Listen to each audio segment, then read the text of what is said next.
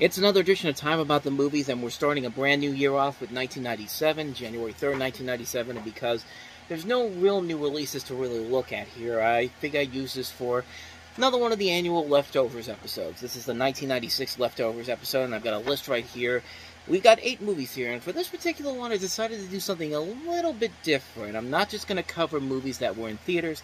I'm going to cover some movies from television as well as TV, as well as on direct-to-video, because there were some notable movies here that are worth talking about. And why not waste it? If we got 8 movies to look at here, so I'm not going to waste any more time with it, let's just jump on into it. And we'll start off with the first movie that came to mind when I put this list together, and that is the Disney direct-to-video sequel, Aladdin and the King of Thieves. Disney invites you to a world premiere. Oh, yeah! Of one of the biggest movies of the year. Doesn't get any bigger than that. Aladdin and the King of Thieves. Aladdin and Jasmine's dreams are finally coming true. This is a happy day. But a band of notorious thieves. Open sesame! And a long-kept secret. My father is alive. Lead Aladdin into his greatest adventure ever. Show me the way. Follow the train of the 40 thieves. Your father is trapped with them. That would be a problem. Let's get out on the land. Taking whatever we please. Got lots of grub to share. Pull up an easy chair. Welcome to the 40 Thieves. Aladdin and the King of Thieves features 5 brand new songs and reunites all your favorite characters from Aladdin, including the genie, brought to life again by the one and only Robin Williams. It's a kinder, gentler genie. Look at it. This summer, live the adventure Don't stand a chance against the King of Thieves. and take part in the wedding of the century. They're finally getting married. Finally getting married. I'm finally getting married. Let's get married at the party. Aladdin and the King of Thieves. The party starts August 13th.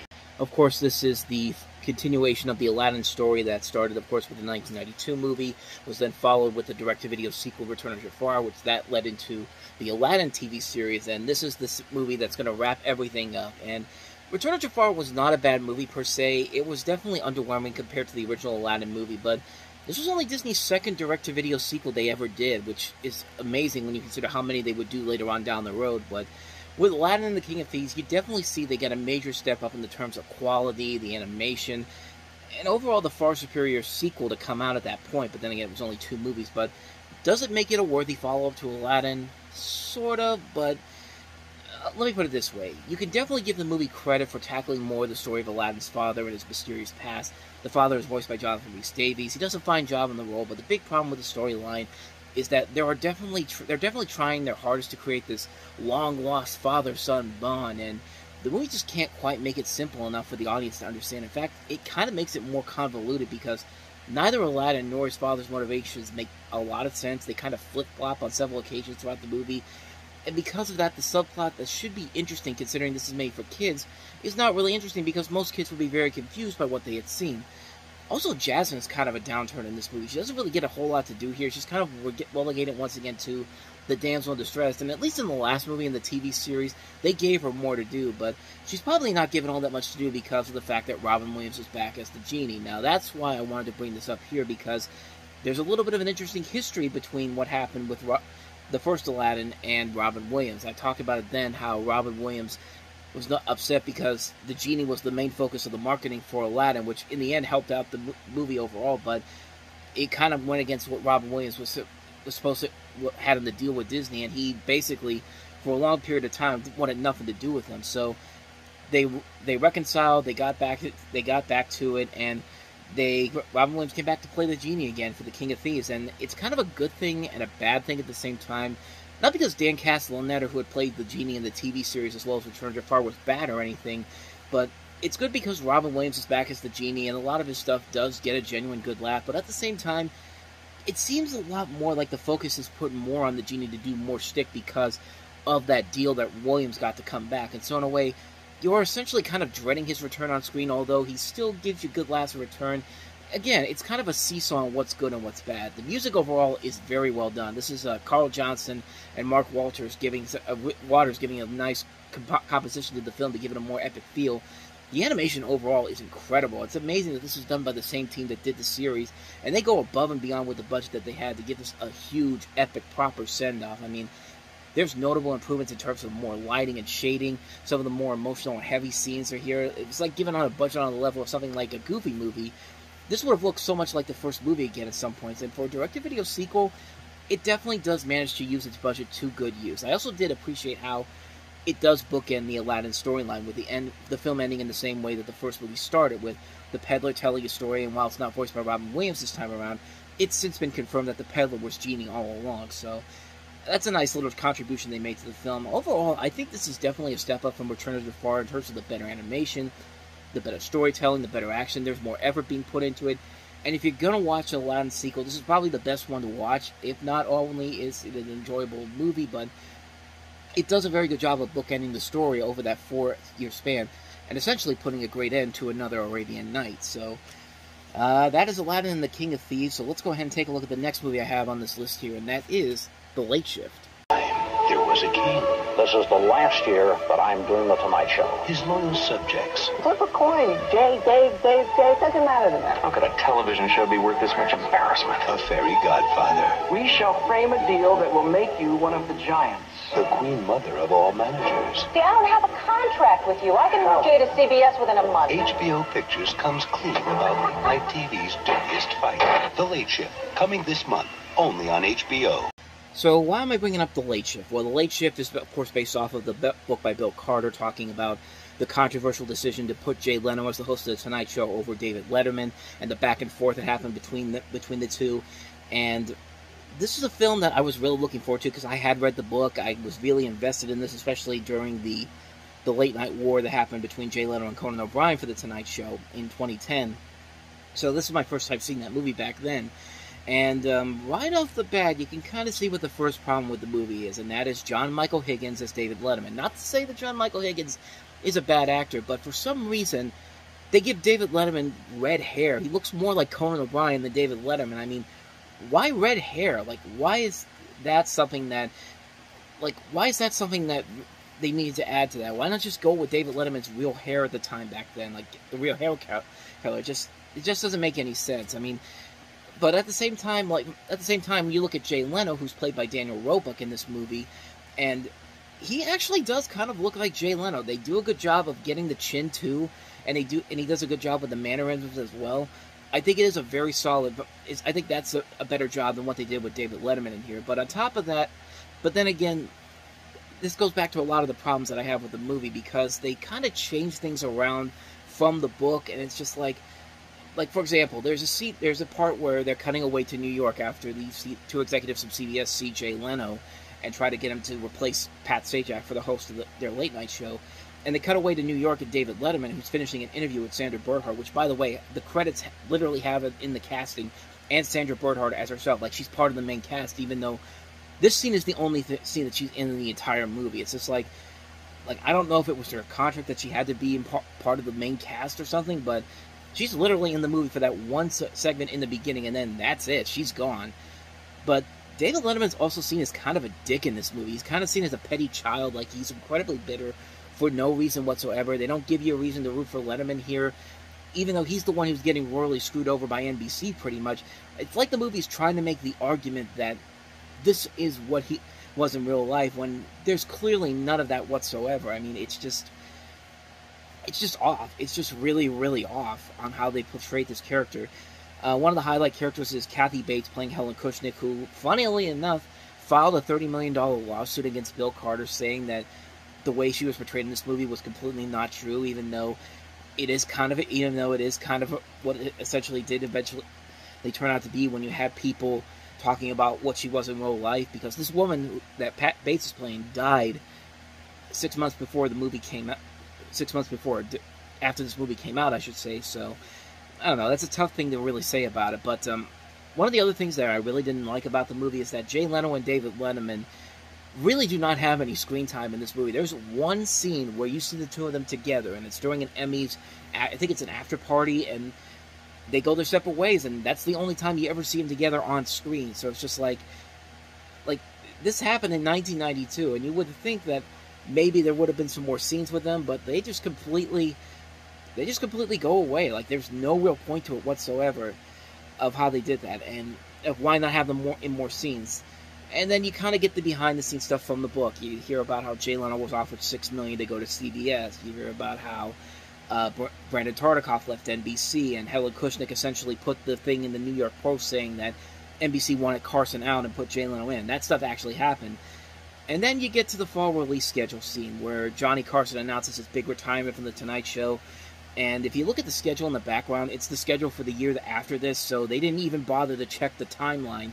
Because that's the schedule for 92, because Cosby's not on there, Night Court's not on there, Mad About You is on there. That schedule did not take place until 1992. And then it cuts to Johnny Carson, who here is played by Rich Little, who... It's Rich Little. Rich Little is known for doing these impersonations of different celebrities very well, but the face, the makeup on him, like, what is... When you see him as Johnny Carson in this, it's just kind of like, what the hell am I looking at here? Like, you got the voice down, but that does not look like Johnny Carson whatsoever. And it's interesting because in the book, Carson's talking about a humorous story, and he kind of plants it in the middle that he's leaving The Tonight Show, even going as far as to say he's leaving on this specific date, May 22nd, 1992. But in the movie, he's just out there saying, hey, I'm leaving on May 22nd, 1992, see you later, and then just leaves. Like, never comes back again until the end of the movie, and it's just like, you could easily buy into the feeling that these two had a good time together in real life. Johnny Carson and David Letterman, because David Letterman has Johnny on the show that same day, who comes in, but in that scene, when they reenact the scene in the movie, Little and Higgins seem really forced. Like, they have too many moments of uncontrollable laughter in there, plus you have that continuing prevalence of Letterman hating his job so much so that you wonder why he even wants the Tonight Show in the first place. It's just like this movie, like I said, it clearly makes David Letterman look like the main, the bad guy in this. Like, it's amazing how they pull this off.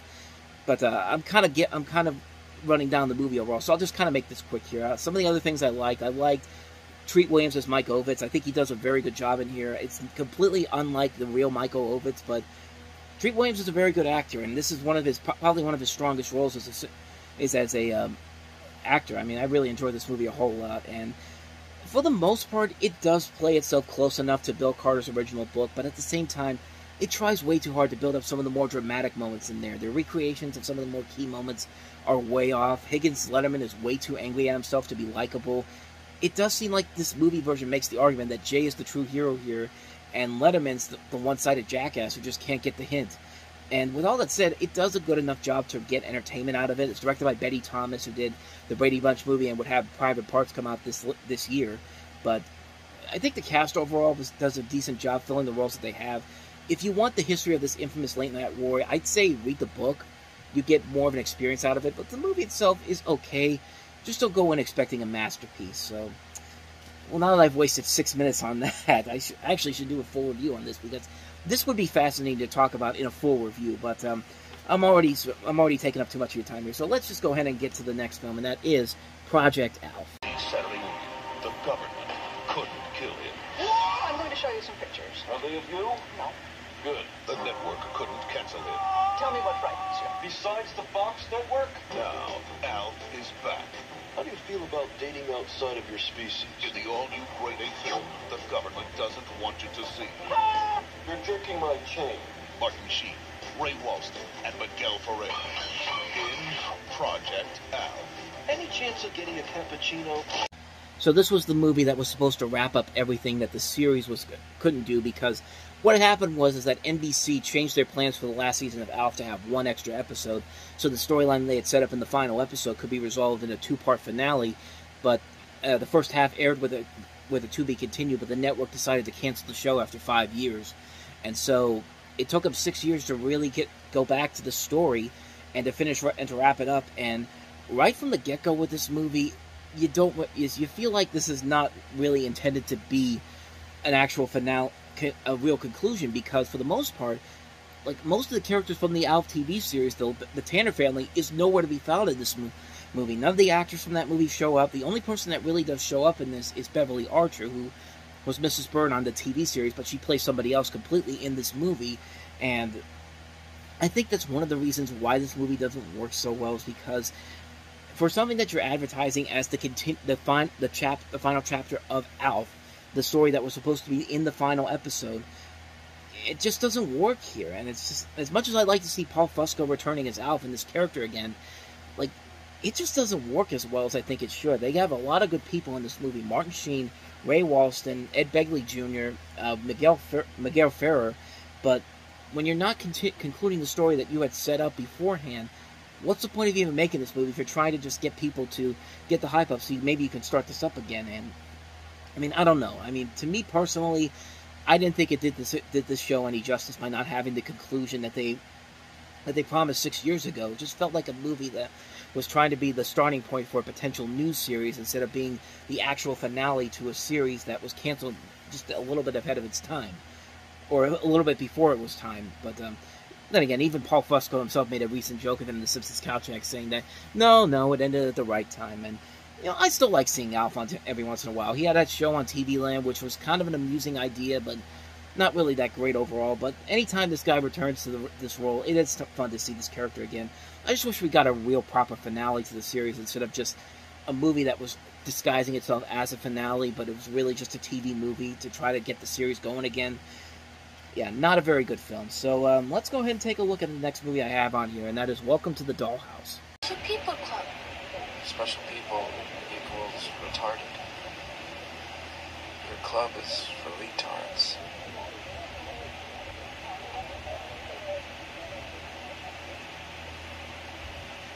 Yeah, this movie gets pretty deep, and I was actually surprised when I did this on Box Office Mojo, and I tried to look for this movie on there. It was not on any of the box office that I saw on there. It came out on May 24th, 1996, and this is one of the notable movies that came out that year because it was a film that was on many people's Best of the Year list. It was considered a big hit overall, critically and and I mean, like I said, it's a movie that has held the test of time because you can still watch this movie and still get a lot of deep material out of it. I mean, Heather Matarazzo is great as the little girl in here. It's got a really good cast overall here, a really solid story to tell, and it's a really fun little black comedy. It's a film that really is well done, visually pleasing to look at. It's an amazing looking film, and it's just a really amazing film that I was really surprised it was not on the list when I did this weekend in particular.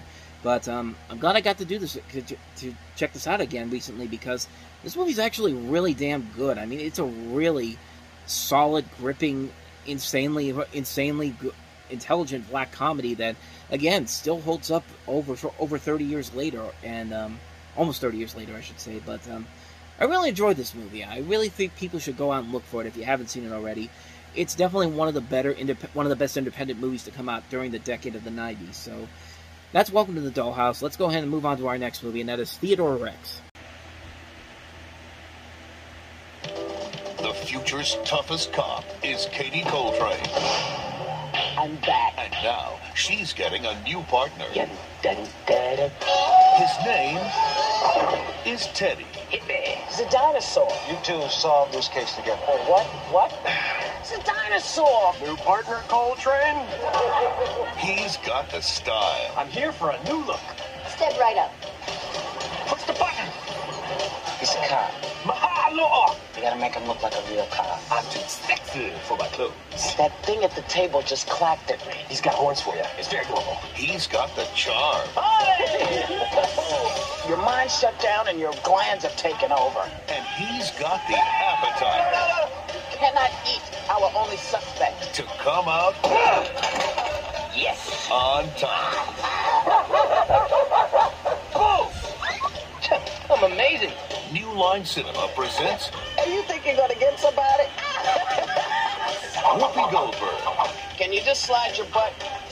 Yeah, that's great. Like that? And introducing Teddy. Sweets. One hit per customer. Theodore Rex. It's a tale you'll never forget. I love when he does that.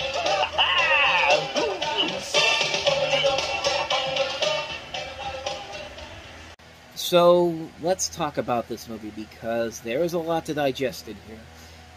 First off, Whoopi Goldberg basically agreed to star in this in '92. and she tried to back out, but one of the producers of the film, Richard Gilbert Abramson, actually filed a $20 million lawsuit against Goldberg, which was settled quickly, and she agreed to star in the film for $7 million, more than what was originally agreed upon.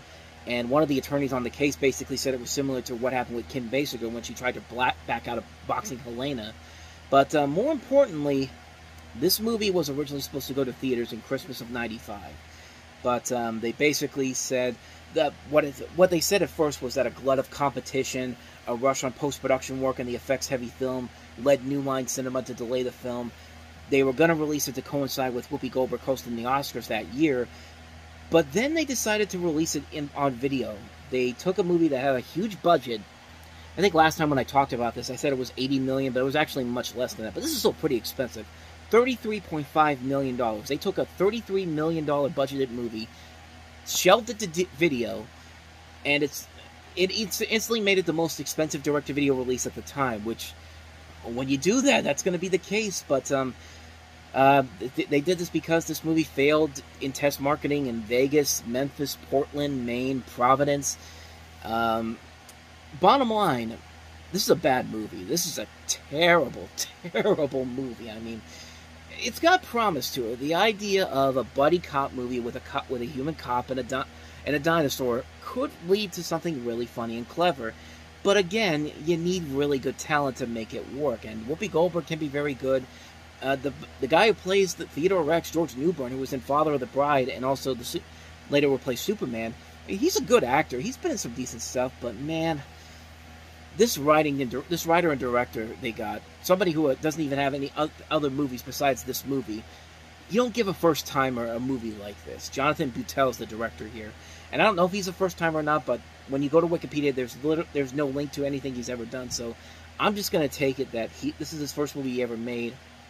And that was your first mistake right there. You should have gotten somebody else to try to make this work. And write a better script, too, because, man, this is not a good script at all. Even the visual effects, which can look pretty cool at times, really does not look good here in this movie. This is Jim Henson's Creature Shop doing the animatronics on here, and it's just like, ugh, just like, this is an ugly, ugly movie that's just like, wow. It also would help if your main characters were likable people, but you don't like Teddy whatsoever. You do not like this dude because he's so obnoxious, he's so annoying, and like, his big thing is that he uses his tail to whip people around, and that's supposed to be comedy. He loves cookies, that's comedy too. And Whoopi Goldberg's not even that written well either. I mean, it's just like, it's a mess. It's a huge, huge mess of a movie, and I cannot believe that they went this direction with it and didn't realize that this was not going to fly whatsoever with the people that they have behind it. Again, get a better writer, get a better director, get a better idea of what you want to do, and then you might have had something, but this is garbage. This is a garbage film, but it's one of the most notable movies to come out in '96 because of the story behind the scenes. So, let's try to lighten the mood a little bit. Let's talk about some re-releases that came out that year, including starting off with one of my favorite movies of all time. Brothers is proud to present the 25th anniversary of a modern classic, Willy Wonka and the Chocolate Factory. Hidden among the countless billions of Wonka bars are 5 gold tickets. Willy Wonka's opening his factory. He's gonna let people in. I've got the same chance as anybody else, haven't I? You got more, Charlie, because you wanted more. 25 years ago, Charlie won a ticket to the most magical place on earth.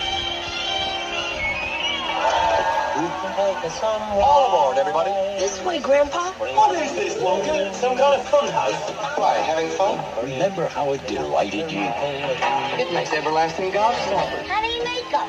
I'm a trifle deaf in this theater. Speak a little louder next time. How it surprised you? I haven't got it quite right yet. How it amazed you? Where's the chocolate? There it is. It's unbelievable. It's Wonka vision. Return to the world of Willy Wonka, where life can be sweet, Hey, this is really great. and every child gets his just desserts. Don't touch a thing. Stuck in the pipe there, isn't he, Wonka? The suspense is terrible. He's going to go this time. I hope it'll last. He's absolutely bonkers. That's not bad. no life, I know. Feel the wonder all over again. I decided a long time ago that I had to find a child to whom I can tell all my candy-making secrets. Celebrate the 25th anniversary return of... Here it comes! Willy Wonka and the Chocolate Factory. Your golden ticket to imagination and adventure. That movie is, of course, Willy Wonka and the Chocolate Factory, which was celebrating its 25th anniversary and was re-released in the theaters in July of '96. So, this is one of my favorite movies of all time. I love the creative energy to its casting, the setting, the overall story elements. Gene Wilder does a great job representing Willy Wonka as both the adult that he is on the outside and the child he is on the inside. You can also see the joy that he takes in this role. He's happy to be involved with this film. The kids are memorable. Of course, you're going to like Charlie the most out of everybody, but they definitely, you like the kids for how just they have no remorse in their lives whatsoever, which makes it all the more enjoyable when they get their comeuppance, and it's just so hilarious and fun to see what happens there. The songs are very catchy and memorable. The movie ends with a good message about how if you're not irresponsible, good things will happen to you, and the way it's portrayed in the final scenes are nicely done. There are scenes that are not that great, even though I like the tunnel scene. It just feels like one of those moments that are completely out of nowhere. Dark and pointless, but again, it's not a bad thing per se. I still really enjoy it, but it is kind of pointless. But then again, that's kind of the charm of the movie here. And it's just like, you know, this movie is such a classic compared to, and doesn't even compare to Charlie and the Chocolate Factory, which I like that movie. I just don't think it's that great of a film overall. But Willy Wonka and the Chocolate Factory is just a great family classic that I grew up to love as a kid. And it's simply one of the best. Needless to say, I love this movie to death. I'll watch it anytime it comes on TV. It's a classic movie. That's all I really got to say about it. So let's go ahead and move on to the other re-release I wanted to bring up, and that is the re-release of Vertigo. I wake up at night seeing that man fall from the roof, and I try to reach out to him. It's just... It wasn't your fault.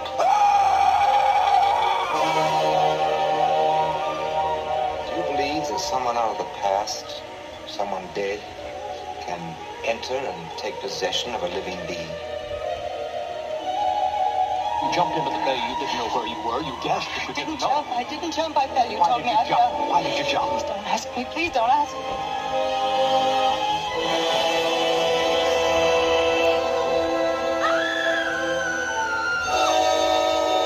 What is this? What do you want?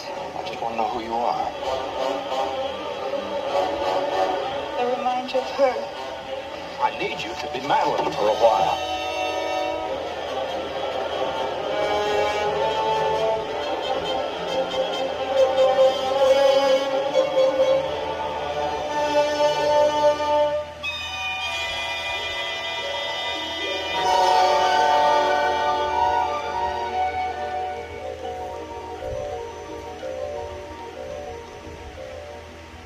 So this was essentially part of a plan that they actually put in place almost 15 years prior to this movie getting re-released. There was a trailer that was put out by Universal with Jimmy Stewart talking about how they're going to re-release 5 of Alfred Hitchcock's classic movies, and you're going to see that right now.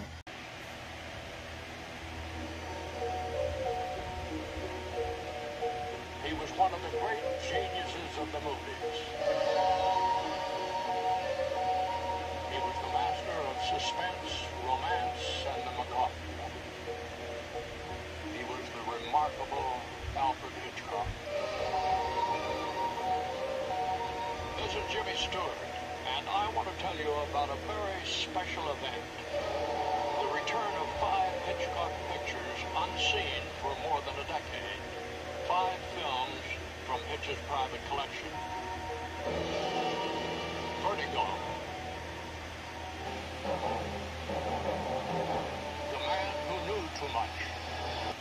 Nothing will ever hold you like Alfred Hitchcock's rope.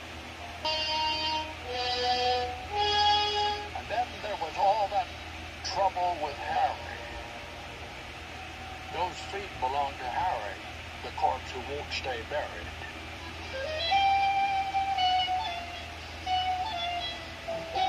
And finally, my own favorite, Rear Window.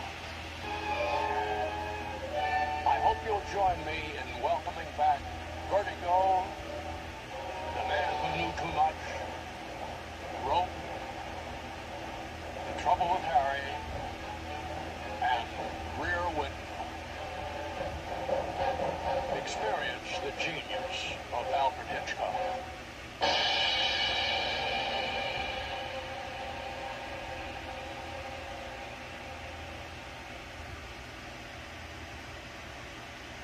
So you see it there. The plan was going to be Rear Window, The Trouble with Harry, Rope, The Man Who Knew Too Much, and Vertigo. But as far as I know, this is the only one that I've seen that actually did get a re-release that I know came out in 1996. Not saying that Rear Window, The Man Who Knew Too Much, Trouble with Harry, and Rope didn't get re-releases up at that point, but this is the only one that I know that got a theatrical release and a release date from 1996. And of course, this is directed by Alfred Hitchcock. It features Jimmy Stewart and Kim Novak, and it's a really great film. It's a really great film that showcases everything that you can expect from an Alfred Hitchcock movie. It's got these gorgeous shots that still look amazing after all these years, and a great climax at the end that you do not see coming whatsoever. And I think that's very bold and unique for what they did, especially for 1958. That must have been a big surprise when that came out. But this particular re-release was seen as kind of controversial because they restored color. They actually created new audio with modern sound effects mixed in using DTS digital sound. And the restoration actually premiered in October of '96. And they had to do this because the original negatives, the colors were fading. And so a new negative was created from the silver separation masters. But in many instances, it was impossible because of differential separation shrinkage.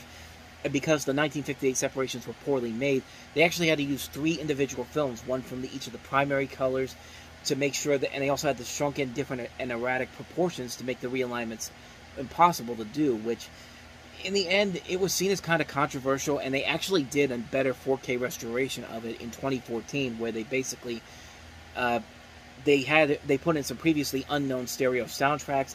They removed some of the excessive Foley that was in the restoration, and it's a much better version than what we got in this 96 version. I've never seen this 96 one, so I can't really say for certain, but this is not the first time that Universal would add modern sounding to a classic film, because they did that with Scarface when they re-released it on Blu-ray for the first time. There was clearly a much different track that they used for Scarface, because the sound effects from the explosions in there in particular were much more clearer and more bigger and grander than they were in the original release. I'm not going to show you the difference here, but you can definitely look for that stuff online. But so it was an interesting re-release, to say the least. I don't really have much more to say about Vertigo itself. I mean, it's a classic movie. It's one of Hitchcock's most memorable films for a good reason. Some amazing shots, a great ending, great acting from Stewart and Novak. Not much more I can say about it that hasn't already been said. Vertigo is a pretty damn good movie. So, on to the last film. Let's see it as one of the worst movies of 1996, and that is Mad Dog Time. Run out of people to kill me. Don't look at me, I just ran out of bullets. Ellen Barkin, Gabrielle Byrne, Richard Dreyfuss, Jeff Goldblum, Diane Lane, Larry Bishop, Gregory Hines, Kyle MacLachlan, Burt Reynolds. Then go home, pack your bags, and leave town. Nobody tells me what to do. Ow! Ben, hop home, pack your bags, and leave town. Is that you talking, Vic? Or is it the medication? Ow! Ben, roll home, pack your bags, and leave town. And sadly, that's the crux of this movie. People show up, names you know, and they get killed off. I mean, if you had a better script, maybe this could work, but if that's really all this movie is, then what's the point of even making it? It's kind of like the equivalent to Mars Attacks, where you have all these big names in here, except they get killed off in these ways here, and the jokes aren't really all that funny. I mean, Jeff Goldblum, Richard Dreyfuss, Gabrielle Byrne, Ellen Barkin, Diane Lane, Gregory Hines, Kyle MacLachlan, Burt Reynolds, Henry Silva, Angie Everhart, Billy Idol, Paul Anka, Rob Reiner, Joey Bishop, Richard Pryor. There's names in this movie, and it's just like, how do you not make a movie this good? But it comes back to what happened with Theodore Rex. I mean, you have a director who does not really have a good track record. He's not made a ton of movies, and I think that's really one of the biggest problems with the film, is that it's just not fun. There's no fun whatsoever. It's a boring movie. You have all these good talents here, and there's just nothing there to really make it worth it in the end. I mean, it's a pretty bad movie. It was seen on the worst of the year list, especially by Siskel and Ebert, who basically said watching this movie is not preferable to 1 hour and 45 minutes of looking at a blank wall, and that should just tell you everything you need to know about this movie, how bad it is. I mean, it's a lackluster film, to say the least. It's one of the worst movies of the year, and I wanted to bring that up in here, so that's Mad Dog Time. So those are the 1996 leftovers. When we get back here on the next episode, we'll have the first three films of 97 to look at, including the horror film The Relic. We also have First Strike, Jackie Chan's First Strike, and also Turbulence, the airplane thriller. So January is not usually a very good month for movies, but we'll see if one of these three films actually does end up being worth it in the end on the next episode. But until then, thank you very much for watching, and if you want to see more videos like this, please hit the playlist on the next page, check out the previous episode, and I'll see you guys tomorrow for another episode. So thank you very much for watching, I'll see you next time, and until then, as always, take care.